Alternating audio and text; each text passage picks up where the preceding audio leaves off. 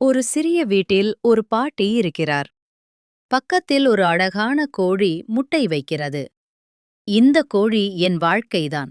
நாளுக்கு நாள் முட்டை வைக்கிறது. கோழி திடீரென நிலத்தில் சாய்ந்து விடுகிறது. ஐயையோ, என் கோழி இறந்து விட்டதா? இப்போ நான் என்ன பண்ணுவேன்? பாட்டி தலையில் கட்டு கட்டிக்கொண்டு பையை எடுத்துக்கொண்டு சந்தைக்கு செல்கிறாள். நானே சென்று ஒரு புது கோழி வாங்கி வருகிறேன். ஒரு நல்ல முட்டை வைக்கும் கோழியா இருக்கணும். என் பழைய கோழியை விட நீ நல்ல முட்டை வைக்கணும் பாப்பா. 2-3 நாட்கள் கழிகிறது. கோழி எதும் செய்யவில்லை. ஏண்டா முட்டை வைக்க மாட்டேன்னு நினைக்கிறே?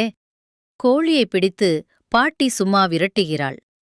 மிதமாக, முட்டை வைக்கலனா சாப்பாடு இல்ல. நான் என்ன பண்றதுன்னு தெரியல.